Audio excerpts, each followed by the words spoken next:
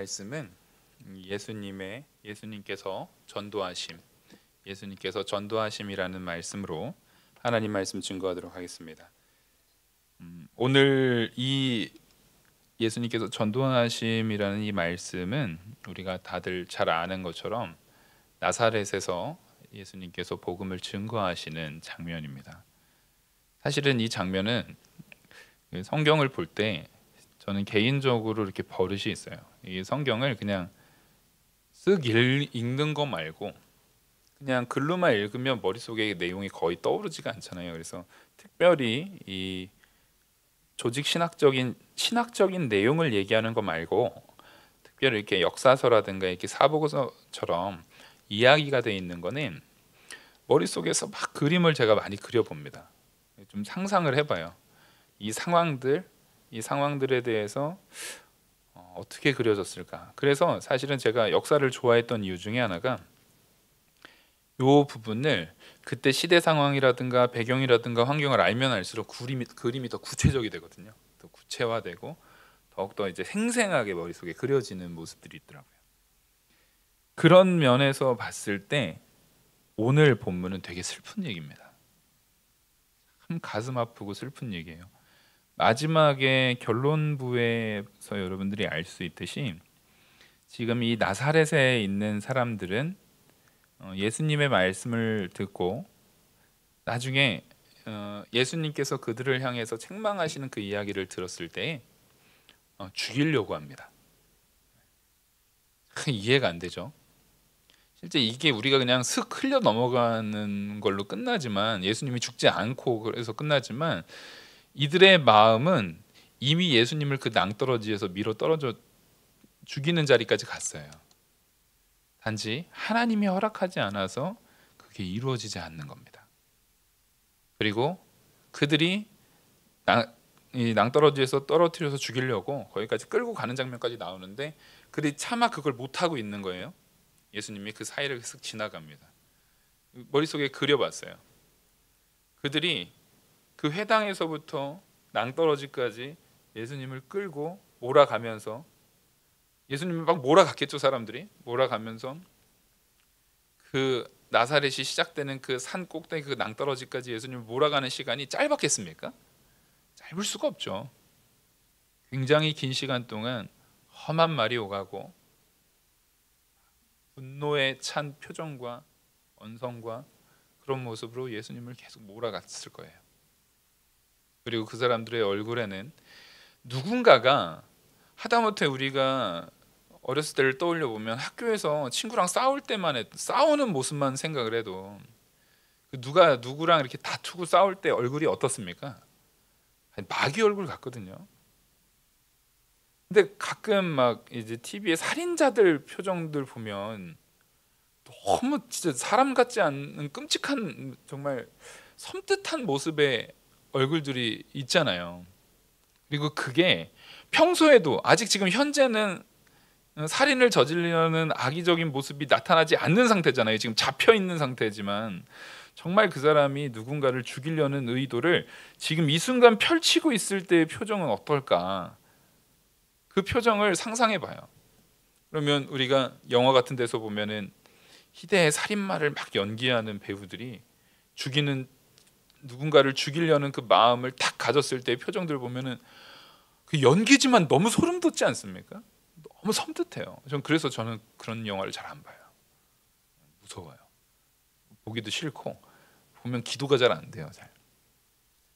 그래서 그런 모습들이 너무 섬뜩한데 지금 이 나사렛에 있는 여기 지금 회당에서 했다는 얘기는 당시에 이 회당에 나사렛에 있는 대부분의 남자들은 여기 다 있는 거예요. 나사렛을 대표하고 있는 대부분의 남자들은 다 있는 거예요. 그들이 일제히 예수님을 향해서 그런 악의적인 마음을 가지고 예수님을 죽이고자 하는 마음을 가지고 그러니까 순간 충동적으로 팍 한 게 아니에요. 지금 그 말을 듣고 말씀을 분명히 하나님의 참된 진리의 말씀이었음에도 불구하고 계속적으로 거기까지 끌고 올라가는 겁니다.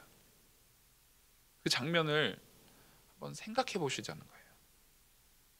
이거는 말씀은 우리가 그냥 여타 종교에 교훈 주는 말씀처럼 니네 이렇게 살아라 이렇게 살아라, 이 교훈의, 성경은 단지 교훈에 그치지 않아요. 성경이 진짜 특별한 이유는 모두 다 그 역사적 사실에 의해서 그때 당시에 일어났던 사건들을 통해서 우리를 그 사건으로 초대하고 있다라는 거예요. 그리고 그 사건 속에서 나도 저들과 같은 죄인이다라는 것을 들춰내시는 거란 말이에요. 그리고 그 장면 속에서 나의 표정이 오히려 그런 살인자의 표정으로, 나의 죄로 인하여서 그리스도가 죽으셨다는 것을 뻔히 알면서도 여전히 우리가 죄를 버리지 못하는 그런 완악한 죄인의 표정으로 우리가 그리스도를 대하고 있지는 않은지를 우리는 이 본문 속에서 바라봐야 된다라고 생각할 때 이 본문은 참 슬픈 본문이었어요. 이 말씀을 준비하는 내내 그 나사렛에 있는 사람들이 저와 같다라는 생각을 계속 하게 됩니다. 우리는 자꾸만 이 본문 보면, 특히 제가 목사다 보니까, 그렇지, 내 고향 가면은, 내 고향에서는 사람들이 나의 어린 시절을 잘 아니까 말씀 증거해봤자 그 사람들은 나 잘 안 받아들여주지, 요 정도로 우리가 이 본문을 보면서 멈춰버리는 경우가 많잖아요. 근데 정말 이게, 저 같은 목회자가 제가 안산 가서 말씀 증거하면 제 고향이니까 거기는 제 초등학교 동창들, 중학교 동창들도 있을 거고, 또 제가 자랐던 그 교회에서 복음 증거하면 그들이 은혜 받지 못하고, 자 어렸을 때 저 형 어렸을 때 어떤 거 내가 다 아는데, 제 어렸을 때 어떻게 했는지 다 아는데, 그러니까 은혜 받지 못하지, 단지 그걸 얘기하고 있는 것인가?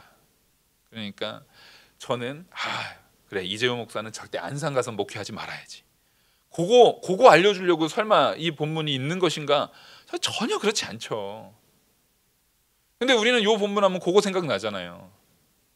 그래, 내가 고향, 나를 너무 잘 아는 사람들한테 가서 복음 증거하면 잘 안 돼. 정말 그럴까요? 지금 예수님께서 이 나사렛에서 그들이 예수님을 영적인 가치로 바라보지 못하고 육신의 가치로만 바라봐서 예수님의 참된 그 은혜를 누리지 못하고 이렇게 했던 것은 사실이지만, 단지 그걸 얘기하는 건 아니에요. 모든 사람들이 신앙의 가치에 있어서, 믿음의 가치에 있어서 하나님께서 주시는 그 은혜를 누리지 못했을 때 얼마나 사람이 완악해지고 더러운 자리에, 악한 자리에 놓여져 있는지, 패역한 자리에 놓일 수 있는지를 사실상 여기서는 더 강조해서 보여주고 계시는 거예요. 그거를 우리는 이제 여기서 발견해내야 돼요. 찾아내야 돼요. 이건 단지 그 동네 사람들한테는 전해봤자 소용없어, 그러니까 여기 사람은 이 동네 가서 전해야 되고 저기 사람은 저기 가서 전해야 되고, 그런 내용이 아니라, 사람이 복음으로 변화되지 못했을 때는 얼마나 완악해지는지, 그렇다는 얘기는 그 완악한 사람이 참으로 하나님 보시기에 합당한 사람이 되기 위해서는 무슨 변화가 꼭 필요하다라는 거예요? 영적으로 변화되는 변화가 꼭 필요하다라는, 오히려 더 강조되는 내용입니다. 나사렛 사람이라고 하면은, 여기 이 나사렛 사람의 포함은 누구도 포함됩니까? 나중에 예수님 동생 야고보도 포함돼요. 예수님의 동생 야고보도 포함됩니다. 지금 여기 나사렛과 갈릴리는 거의 한 동네거든요. 갈릴리가 그래도 거기서 좀 큰 동네고, 나사렛은 거기보다 더 시골로 들어가는 데예요. 근데 예수님께서 나사렛 사람이니까 그 갈릴리까지는 예수님의 그 활동 범위였어요. 그러니까 다 소문 났는데도 제자들 보면 다 어디 사람입니까? 다 그 동네 사람이에요. 갈릴리에서 다 데려왔다고요, 어부들. 그러니까 정말 그 동네에서는 은혜가 안 된다고요? 아니요, 꼭 그렇지는 않아요. 그런 건 아니에요. 정말 영적으로 변화되는 변화가 있어야 되는 것이지, 그 동네에서는 내가 어렸을 때부터, 나 잘 아시는 분들은 나한테 은혜 못 받아, 아니요, 별로 그렇지는 않아요. 실제 그런 일이 있다면 전하는 내가 잘못하는 거죠. 나의 삶이 옛날이나 지금이나 변화가 안 된 것뿐이에요. 아유, 옛날 그대로네. 그렇게 해서 된 거지. 예수님의 이 사건을 꼭 나의 연약함으로 나타나는 현상에다가 갖다 껴맞추려고 하면 안 돼요. 그러면 이런 좀 무거운 마음가짐으로 참 굉장히 이게 그냥 슬픈 이야기입니다. 굉장히 가슴 아픈 이야기예요. 왜냐하면 여기에서 그 예수님을 이 절벽으로 모르는 자들이 누구라고 생각하면요, 바로 나거든요. 그렇게 생각하면서 본문을 좀 보시길 바랍니다. 14절 보시면 예수께서 성령의 능력으로 갈릴리에 돌아가시니 그 소문이 사방에 퍼졌고, 그러니까 지금 이 사람들은 이미 예수님께서 어떻게 사역을 하셨고 어떤 일들이 있었는지에 대해서 알고 있는 거예요, 모르고 있는 거예요? 이미 다 알고 있습니다. 이미 소문이 다 퍼졌습니다. 친히 그 여러 회당에 가서 가르치심에 무사람에게 칭송을 받으시더라. 그러니까 다른 회당에서 가르칠 때에 칭송받는 정말 훌륭한 랍비로 존중받았다라는 것까지도 다 소문이 난 상태예요. 여기서 우리가 전에도 말씀드렸듯이 당시에 이 랍비라 불리는 율법 교사라고 불리는 사람들이, 제가 전에 한번 오전 시간에 말씀을 드렸는데 가말리엘 문화 같은 데서 쫙 배워서 올라와서 이제 사두개인이나 바리새파나 이런 사람들이 쭉 우리가 흔히 요즘으로 따지면은 그런 좋은 제도권의 교육을 받고 올라와서 율법 교사가 되는 사람이 있는가 하면 가끔 가다가 정말 생각지도 못하는 지역에서, 그러니까 우리가 흔히 개천에서 용난다고 정말 제도권 교육을 하나도 안 받았는데도 불구하고 그 율법 교사가 되는 경우가 있다라고 제가 말씀을 드렸잖아요. 이건 아주 특이한 경우이지 않지만 이때의 이 율법 교사에 대한 부분은 어떤 거라고 했어요? 그 장원급제랑 비슷한 거예요. 갑자기 옛날에 사법고시 돼가지고 이제 말 그대로 그 검사 되고 판사 되고 그런 거랑 비슷한 거예요. 그러니까 굉장히 출세를 한 거예요. 그렇게 딱 출세를 하면 그 동네 잔치입니다. 사람들이 정말 부러워하고 그 사람에 대해서 막 존중을 해요. 우리 동네에서 그런 랍비 나왔다고 하면은 그 동네에서 그 사람을 막 아우 저 한심한 이렇게 하는 게 아니에요. 막 되게 존중을 해요. 어느 정도냐면 제가 그때 그 탈무드에서도 그런 스토리가 하나 나오거든요. 그 동네에서 뭐 노예 종의 위치에 있었던 사람이 있었는데 그 종이 어떤 여인을 사랑했었습니다. 근데 그 여인의 아버지가 절대 반대를 하죠. 근데 나중에 이 여인하고 이 사람이 도망을 갔어요. 도망을 가지고 사는데 이 사람이 나중에 어떻게 말씀을 잘 공부를 했는지 율법 교사가 돼요. 그랬더니 그 장인어른 되는 그 아버지가 나중에는 그 율법 교사, 그러니까 결국엔 동네 사람이죠. 그 율법 교사 된 자기 사위를 절하면서 맞이하는 장면이 그 스토리에 나와요. 이만큼 얼마나 이게 예수님께서 회당에서 복음 말씀을 증거하시고 율법 교사로서 존중받고 사람들한테 칭송받았던 이 상황이 얼마나 대단한 상황인지를 우리는 너무 몰라요. 그냥 예수님이 딴 데 갔다가 오래간만에 고향 와가지고 복음 증거하는 뭐 그런 정도로 생각하시면 안 돼요. 지금 이스라엘 전역에서 다른 사람들, 오히려 바리새인들을 말씀으로 막 이기는 그런 놀라운 역사들을 막 드러나고 있었고 칭송받고 있고 율법 교사로서 완전히 존중받고 있는 상황이에요. 그러니까 사실상 이 소문이 났을 때 누구도 기뻐했을 내용입니까? 나사렛 사람들 기뻐했을까요? 안 기뻐했을까요? 무지하게 기쁜 상황이에요, 이게 지금. 왜냐하면요, 나사렛이 어떤 동네입니까? 그 나다나엘이 이제 예수님이 귀한 하나님의 아들이다 이렇게 전도하려고 딱 오니까 나다나엘이 뭐라 그래요? 나중에 이제 제자가 되지만 제자가 되기 전에 나사렛에서 무슨 선한 게 나오냐? 그걸 말이라고 하냐고 지금 나다나엘이 그렇게 얘기를 할 정도로 지금 나사렛 사람들은 이스라엘 안에서도 어떻게 치부받고 있는 사람들이에요? 굉장히 무시당하는 동네예요. 근데 그 무시당하는 동네의 목수의 아들인 예수님이 그 예루살렘 요즘으로 따지면은 말 그대로 가장 유력한 동네에 그런 유력한 학자들한테도 밀리지 않는 율법 교사로 딱 되었다고 하면은 동네 사람들이 자랑스러워하지 않을까요? 무지하게 자랑스럽죠. 하다못해 저도 무슨 축구 얘기만 나오면은요, 제가 이영표 선수를 꼭 얘기를 하거든요. 그럼 저는 이영표 선수랑 친분 있냐? 아니, 없어요.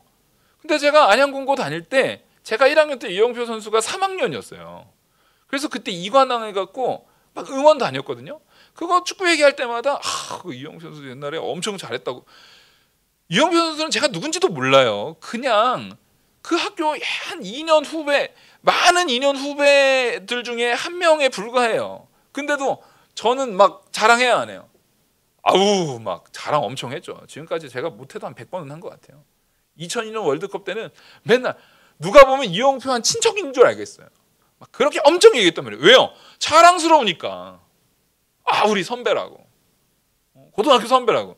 아니, 고등학교 선배면 그래도 굉장히 아니, 직접 보고 훈련하는 것도 직접 보고 했었으니까. 근데 사실은 아무 관계도 없는 거거든요. 근데도 자랑스러워요, 안 자랑스러워요? 무지하게 자랑스러워요. 저는 지금도 엄청 자랑스러워요. 또 믿음도 좋잖아요. 아니, 저는 진짜 얼마나 자랑스러운지 몰라요. 근데 나사렛 사람들이 예수님에 대해서, 예수님이 율법 교사로서 사람들한테 막 칭송받을 때 진짜 자랑스럽지 않고 아유, 저 한심한 인간, 저 목수, 과연 항상 그런 마음을 가지고 있었을까요? 오히려 예수님께서 이 회당, 만약에 정말 예수님을 무시하는 마음이었다고 한다면 예수님이 회당에 말씀 증거할 때 이 사람들이 그렇게 모여들었을까요? 저는 그렇게 보지 않아요. 그러면 이 사람들이 왜 이렇게 분노했을까? 뭐가 이들을 분노하게 만들었을까에 대한 부분을 단지 고향 사람이라서, 그냥 내가 어렸을 때 알던 사람이라서 그건 아닌 것 같아요. 알던 사람이었기 때문에 더 기쁘죠. 더 존중되고요. 더 그런 거예요, 더. 16절 보시면 예수께서 그 잘하신 곳 나사렛에 이르사 안식일에 늘 하시던 대로 회당에 들어가사 성경을 읽으시려고 서심해 선지자 이사야의 글을 드리거늘 책을 펴서 이렇게 기록된 대로 찾으시니, 곧 이제 18절부터 나오는 내용이 이사야서 61장 내용입니다. 이사야서 61장 1절에서 2절 말씀을 지금 여기서 예수님께서 얘기를 하고 계시는 거예요. 그래서 주의 성령이 내게 임하셨으니 이는 가난한 자에게 복음을 전하게 하시려고 내게 기름을 부으시고 나를 보내사 포로된 자에게 자유를, 눈먼 자에게 다시 보게 함을 전파하며 눌린 자를 자유롭게 하고. 이거 딱 봐도 무슨 얘기인 것 같아요? 메시아의 얘기잖아요. 우리의 메시아, 오실 메시아가 우리를 이렇게 어떻게 한다고요? 해방시켜 주신다고요. 자유를 주시고 우리를 치유해 주시고 우리를 고쳐 주시고 우리에게 참된 은혜를 내려주시는 그 메시아가 오신다라는 것을 기다리는 대표적인, 이사야 안에서도 대표적인 메시아의 말씀입니다. 그러니까 이 말씀은 사실상 이스라엘 사람들 중에 지역을 막론하고 이 말씀 모르는 사람이 하나도 없어요. 다 아는 말씀이에요. 그러면서 19절 이어집니다. 주의 은혜의 해를 전파하게 하려 하심이라 하였더라. 지금 그러면서 주의 은혜를 전파하게 하려 하심이라 하였더라 라고 얘기해요. 근데 이게 우리가 그 이사야 이 원래 내용을 좀 보자고요. 61장 1절부터 2절 제가 봉독해 드리겠습니다. 주 여호와의 영이 내게 내리셨으니 이는 여호와께서 내게 기름 부으사. 지금 보세요. 메시아가 고백하는 거예요. 이 말씀 자체가 메시아가 직접 스스로 이야기하는 모습으로 이거 형태를 띠고 있는 거예요. 누가 메시아를 설명해 주는 게 아니라 메시아 자신이, 그러니까 예수님 자신이 자기 입으로 지금 뭐라고 하냐면 주 여호와 하나님께서 영을 내게 내리셨으므로, 성령, 예수님에게 성령을 주셔서 내리셨으니 이는 여호와께서 내게 기름을 부으사. 예수님이 기름 부음 받으신 거. 그러니까 지금 예수님께서 스스로 얘기를 하고 계신 모습으로 61장을 지금 진술하고 있는 겁니다. 가난한 자에게 아름다운 소식을 전하게 하려 하심이라. 나를 보내사 마음이 상한 자를 고치며 포도된 자에게 자유를, 갇힌 자에게 노임을 선포하며 여호와의 은혜의 해와, 자, 여호와의 은혜의 해와, 이거 잘 기억하셔야 돼요. 앞에서 말했던 게 여기까지만 돼 있지만 우리 하나님의 보복의 날, 자 보십시오. 은혜와 보복의 날이 같이 있어요. 근데 제가 이걸 읽은 이유가 이거예요. 누가복음에서는 은혜의 해까지만 얘기를 했어요. 근데 이 뒤에는 이 말씀을 할 때 이스라엘 백성들은 은혜와 보복의 날을 다 어떻게 알고 있는 거예요? 다 알고 있는 거예요, 이 사람들은. 그러니까 이제 은혜라는 것은 뭐냐면 희년입니다, 희년. 은혜의 해라는 것은 희년 중에서도 해가 연을 얘기하는 거잖아요. 희년 중에서도 무슨 희년이냐면 50년마다 돌아오는 완전 모든 것이 다 새롭게 회복되는 그날을 얘기하는 거예요. 7년 희년 말고 7년마다 7년에 해서 49년 다음에 그 다음에 50년째, 그러니까 49년째 희년을 지키고 50년째 희년을 한번 또 지키거든요. 근데 이 희년은 완전 다른 거예요. 그래서 그때는 희년이 2년 연달아예요. 연달아는데 50년째 희년은 어떻게 돼요? 종되었던 사람도 종에서 다 풀려나요. 이스라엘 백성들은. 내가 땅을 팔았던 것도 그 땅이 다시 다 회복돼요. 그러니까 이거는 하나님의 백성이 아니면, 진짜 하나님의 참된 백성이 아니면 그 희년 지킬 수 있어요, 없어요? 못 지키는 거예요. 내가 이 사람 거를 이 사람이 빚져가지고 그 땅을 가지고 있다 할지라도 50년 되면 그 사람한테 다 돌려줘야 돼요. 이 사람을 내가 종으로 쓰고 있었더라도 다시 다 회복시켜줘야 되는 거예요. 그 회복의 날, 그 은혜를 얘기하는 거예요. 그리고 여기에서 말하는 것처럼 보복의 날은 이스라엘 백성들이 포로됐던 그 자리에서, 이스라엘 백성들을 괴롭혔던 그 상황 가운데서 하나님께서 원수 갚아주신다라는 거예요. 회복시켜 주실 뿐만 아니라 내가 회복됐어도 내가 누구한테 사기당해가지고 혹은 누구한테 해코지 당해가지고 막 하는 거 마음에 이거 솔직히 깨끗이 씻겨 나갑니까? 우리가 그렇지 못해요. 제가 전에도 설교 시간에도 말씀드렸듯이 옛날에 제가 막 울분이 났던 거 아직도 막 꿈속에서도 막 보덕보덕 깨요. 막 아니 분명히 그거 평소에 생각 안 하고 사는데도 불구하고 불현듯 어느 순간 그 비슷한 상황이 딱 뵀을 때 확 떠오르는 경우가 있어요. 우리가 그런 존재들이에요. 그래서 하나님께서는 그런 우리의 연약함을 아시고 그런 상황에서 우리에게 은혜만 주실 뿐만 아니라 스스로 우리한테는 용서하라고 하지만 그거에 대한 복수, 그거에 대한 분명한 복수는 누가 분명히 해주세요? 하나님께서 반드시 해주신다는 거예요. 그래서 너희 스스로 복수할 마음 갖지 말고, 너희 스스로 이 안갚음하려고 하지 말고 누구한테 맡기라고요? 하나님께 맡기라고요. 하나님께서 그거 분명히 보복의 날을 주시는 거예요. 지금 그 말씀을 준 거예요. 그러니까 이거는 이스라엘 백성의 입장에서 보면은 무슨 말씀입니까? 완전 사이다 말씀이에요. 가장 사랑하고 소망하는 말씀 가운데 하나예요. 우리의 메시아를 기다리고 소망하면서 누구나 오매불망 이 말씀을 사모하는 그 말씀 가운데 하나예요. 너무나 좋은 말씀이에요. 이게 그들이 제일 사랑하는 말씀이에요. 그 말씀을 했으니 얼마나 좋은 상황이에요. 근데 뭐가 문제냐면 20절부터 보겠습니다. 예수님께서 이 복된 말씀을 전했어요. 선포하고 나서 책을 덮어 그 맡은 자에게 주시고, 책을 덮어서 맡은 자에게 줬다라는 얘기는 그 책을 자기 책이 아니에요. 이거 다 거기에 있는 거예요. 함부로 성경을 가지고 있을 수가 없습니다. 회당 안에 성경이 없는 회당도 많았어요. 성경이 있는 회당은 그래도 꽤 괜찮은 회당인 거예요. 그걸 주시고 앉으시니 회당에 있는 자들이 다 주목하여 보더라. 예수님의 설교를 듣고 다 놀란 거예요. 놀라서 주목해 보는 거예요. 확실히 뭐가 틀리지 않았던 거예요? 소문이 틀리지 않았구나. 소문이 틀리지 않았구나. 그때 21절 예수께서 그들에게 말씀하시되, 이게 아주 중요한 겁니다. 여러분 이거는 줄을 좀 그어 놓으시고, 이 글이라는 게 이사야 61장 1절에서 2절을 얘기합니다.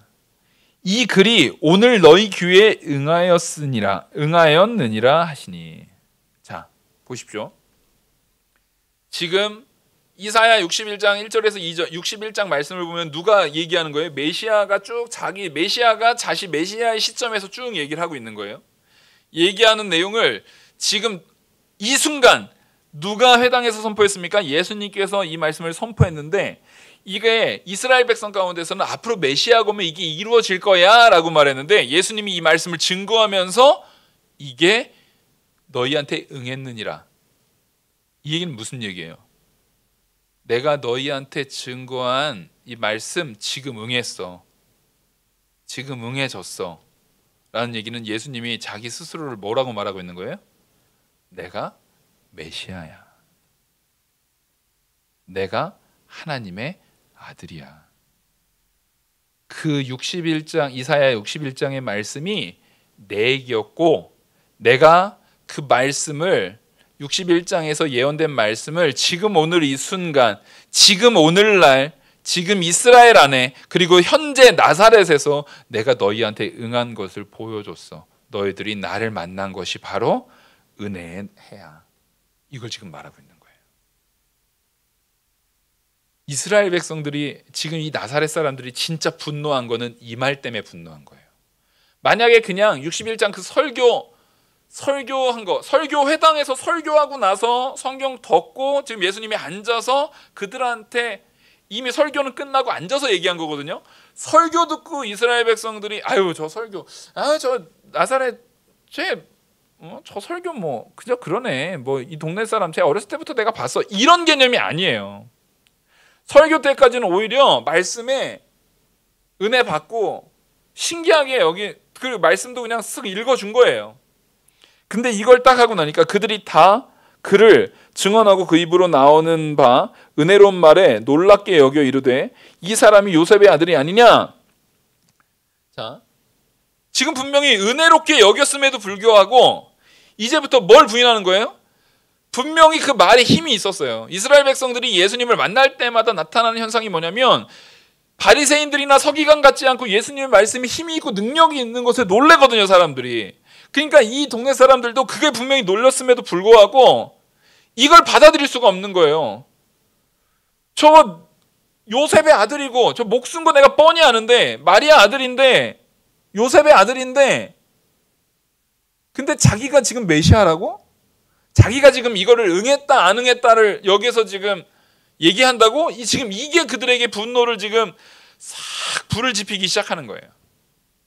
그러니까 지금 이게 듣자마자 확 열받은 게 아니라 이게 지금 뭔 소리야 하고 있는 거예요.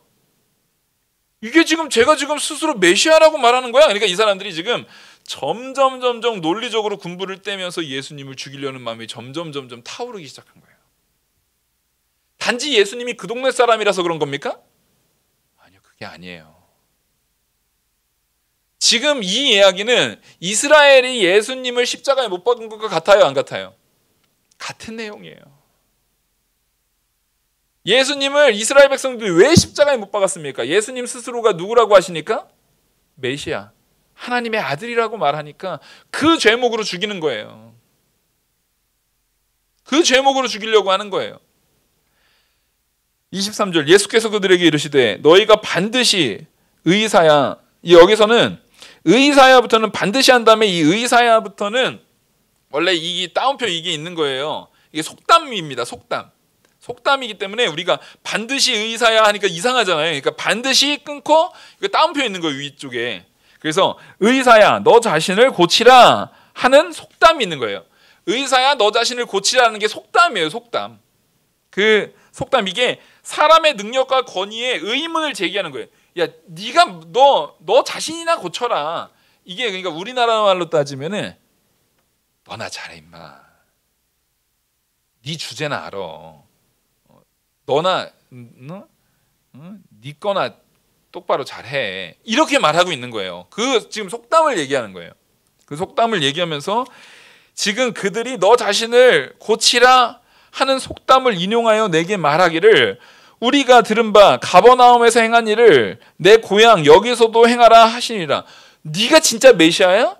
그럼 너 가버나움에서 했던 거, 가버나움에서 이 이적을 보였던 거를 지금 또 얘기를 하면서, 그러니까 예수님이 가버나움에서 어떠한 이적을 했는지를 이 사람들 다 알고 있어요. 그러니까 그걸 대비시키면서 어디 한번 해봐, 이적 한번 보여봐, 이렇게 말하는 거랑 지금 똑같은 거예요. 이후에도 그러잖아요.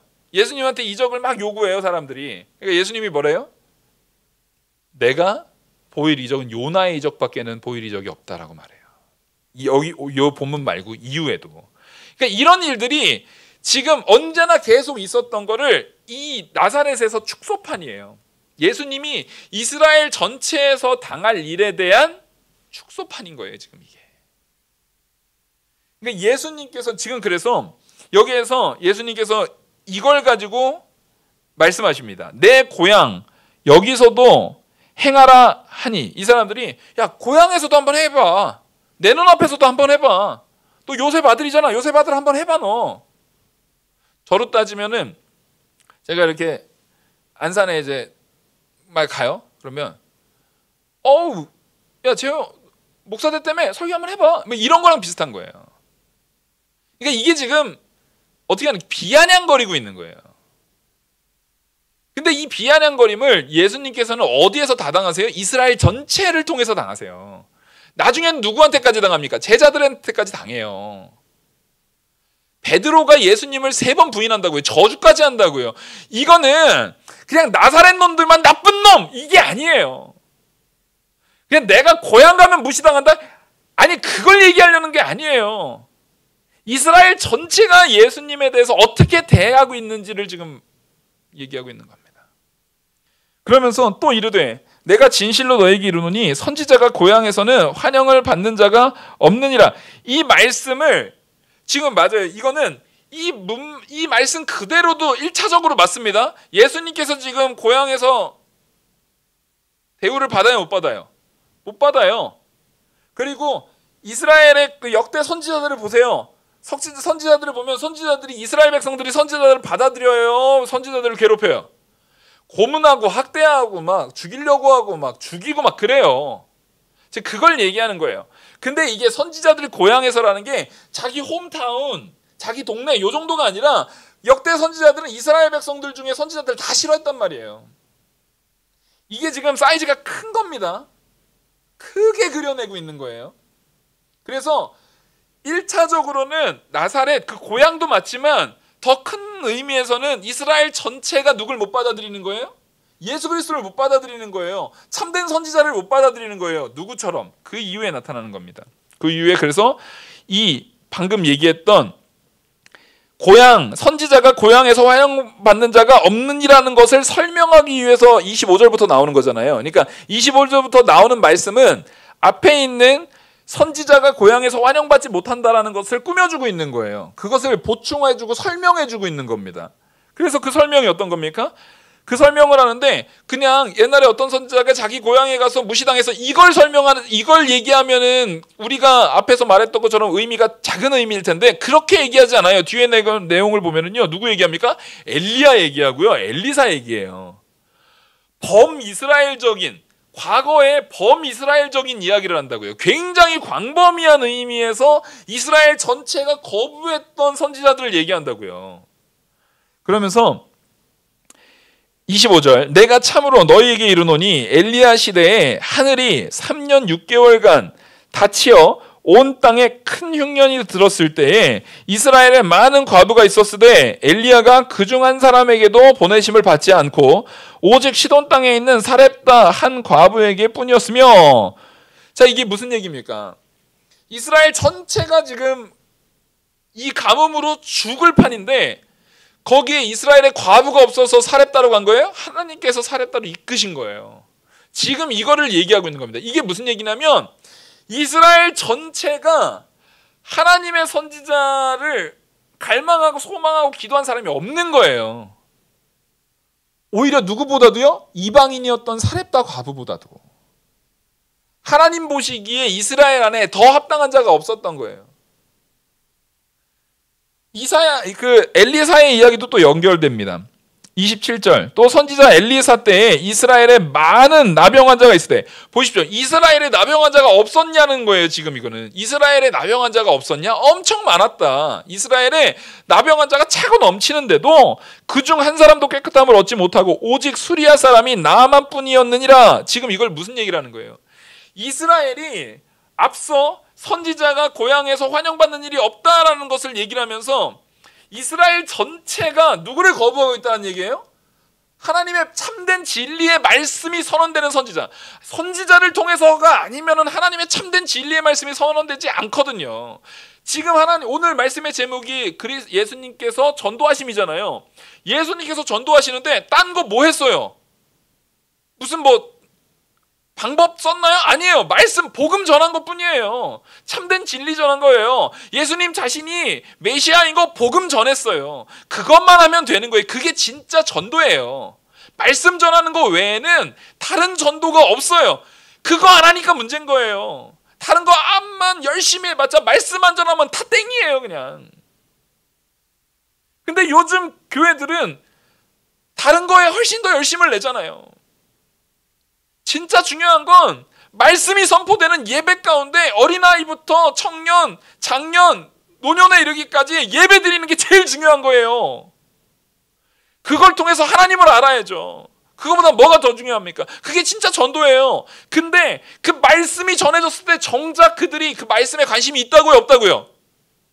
말씀에 관심이 없다고요. 오히려 그 말씀을 싫어한다고요. 그 선지자를 배척한다고요. 환영하지 않는다고요. 왜 그렇습니까? 그 말씀이 죄된 우리의 성정과 맞지가 않아요. 그러니까 참된 말씀의 자리에 우리가 깊이 젖어지고 그 말씀 가운데 바로 서려면 우리가 우선적으로 해야 되는 게 뭡니까? 내 안에 계시는 성령의 인도를 따라서 그리스도를 닮아서 철저히 회개하는 것부터가 시작이에요. 그걸 못하니까 말씀이 안 들어오는 거예요. 이렇게 말씀이 안 깨달아지는지 모르겠어요. 회개 안 하니까 그렇죠. 여전히 마음속에 죄악과 욕심과 더러움이 그득그득한데 무슨 말씀이 깨달아져요? 내가 지금 어떤 마음가짐을 가지고 있는지를 보셔야 돼요. 하나님께서 나에게 어떤 마음으로 어떻게 역사하는지를 보셔야 돼요. 정작 내가 회개했는데도 정말 말씀이 깨달아지지 않던가요? 정말 기도를 내가 충분히 했는데도 안 했나요? 그렇게 말하실 수 있나요? 우리 그렇게 아닌 거 다 알아요. 우리 모르지 않아요. 지금 여기서도 그 말씀을 하고 계시는 거예요. 그들이 결국에는 그 진짜 선지자 엘리야, 엘리사는 뭐예요? 나중에 그 선지자 시대 때 정말 이스라엘에게 회개를 촉구했던 진짜 참된 선지자 중에 가장 손에 꼽히는 엘리야, 엘리사 둘을 얘기한 것은 능력 중에 능력을 제일 많이 행했던 능력 하면은 하여튼 이적 제일 많이 보였던 선지자들이 스승 엘리야하고 제자 엘리사예요. 그래서 앞서 야 여기 고향에서도 너 한번 그 가버나움에서 했던 그 이적 한번 해봐. 요거 얘기하니까 이적하면 둘째가라면 서러운 엘리야, 엘리사를 얘기하고 있는 거예요 지금. 근데 그들도 이스라엘 안에서 그 이적 행하지 않았어. 과부를 살리는데 이스라엘 안에 과부들을 살린 것이 아니라 사렙다 과부를 살렸어. 나병 환자가 이스라엘에 그렇게 많아도 그들의 나병을 낫게 한 게 아니라 나만을 낫게 했어. 지금 그걸 왜 얘기하고 있는 겁니까? 도대체 이적을 통해서 너희들이 살고 변화되는 것이 아니라 하나님의 말씀을 통해서만 너희들이 참된 회복과 참된 생명과 참된 능력을 받는다라는 것을 왜 모르느냐? 그래서 너희들이 유대인들이 그 이스라엘이 그걸 알지 못했기 때문에 이것이 이방인에게 넘어갔지 않았느냐라는 것을 지금 예수님이 여기서 말씀하고 계시는 거예요. 이미 이스라엘이 하나님의 말씀 가운데 바로 서지 못할 때 그 말씀은 반드시 넘어갑니다. 반드시 넘어가 이방인에게로 넘어가 버렸어요. 물론 그 덕에 우리 이방인들이 받았죠. 근데 이거는요 단지 나사렛에서 제가 이스라엘까지는 확장시켰어요. 그럼 거기서 끝나는 거예요? 아유 이스라엘 백성들 왜 그랬대? 이러면 안 되죠. 이건 지금 누구를 얘기하고 있는 거예요? 나를 얘기하고 있는 거예요. 성도인 나, 하나님의 말씀을 이미 알고 있다는 나, 이미 알고 있다는 내가 진짜 다른 이제 막 믿는 믿음이 연약한 자들을 향해서 뭘 얼마나 했나요? 뭘 얼마나 우리가 행했나요? 그들을 향해서 얼마나 사랑했나요? 얼마나 보여줬나요? 얼마나 참된 예수 그리스도를 닮은 모습을 드러냈나요? 오늘 저랑 이제 친한 이제 목사님들 카톡방에 그 제주도에서 목회하시는 분이 하나님 교회를 떠납니다가 무슨 CGN TV에서 하는 그 다큐멘터리가 있어요. 청년들이 왜 교회를 떠나는지에 대해서 다큐멘터리로 했던 그 40몇 분짜리 동영상 그 유튜브 링크를 보내주시더라고요. 그래서 이게 뭔가 하고 봤어요. 봤는데 그들이 떠나는 내용 보면 다 목사님한테 상처받고, 장로님한테 상처받고, 권사님한테 상처받고, 집사님한테 상처받고, 그 성도들 먼저 믿었다는 어른들한테 상처받고, 교회를 떠나면서 하나님 저 이제 교회 그만둘래요 이런 식으로 떠나는 그 장면을, 이들이 왜, 청년들이 왜 교회에 남아있지 못하는지에 대한 부분을 그들의 인터뷰, 본인들이 직접 나와서 얼굴 가리고 인터뷰하는 내용 가지고 쫙 펼쳤는데 보면서 가슴이 아파요. 도대체 우리가 이들한테 이스라엘 백성 왜 그랬대? 저 나사렛 왜 그랬대? 이런 말할 자격이 있습니까? 언제부터 한국교회가 이렇게 작아졌나? 이제는 한국교회가 줄어드는 거를 이제 뭐 받아들여야지. 뭐 세상이 약해서 그래. 세상이 약해서가 아니라 내가 악해서 그런 거예요. 세상 다툼 그만하시라고요. 진짜 세상이 약해서 사람들이 교회를 떠나나요? 아니에요. 그 교회에 있는, 교회에서 신앙생활하고 있는, 교회에서 자기가 중직자에 있는 내가, 목사가, 장로가, 권사가, 집사가 바로하지 못해서 그 젊은이들이 떠나고 있는 거예요. 근데 우리는 요즘 젊은 애들은 뭐 믿음이 없어. 우리 젊었을 땐 믿음이 있었나요 그러면? 뭐 얼마나 믿음이 있었어서 우리는 여기 있는 거예요. 예수님께서는 지금 그들에게 이걸 지적하고 있는 거예요.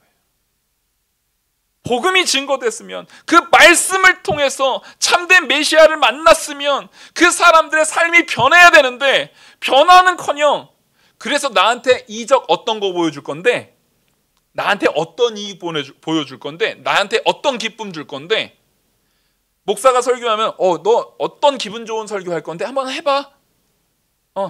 듣기 좋은 설교 하는지 한번 들어보자. 네 설교 얼마나 잘하는지 보자. 내가 요즘 설교 영상 좀 보니까 어느 목사님 설교 잘하는데 너 얼마나 설교 잘하는지 보자. 뭐 이러고 보고 계시는 거예요? 아니면 중직자들한테 누구 장로님 잘 섬기나 한번 보자. 누구 권사 어디 잘 섬기나 한번 보자. 이렇게 비교하고 계시는 거예요? 그래서 교회가 연약해지고 있는 거예요. 우리가 진짜 붙들어야 되는 것은 예수 그리스도의 사랑 아닙니까? 예수 그리스도께서 우리의 메시아 됐다라고 하잖아요.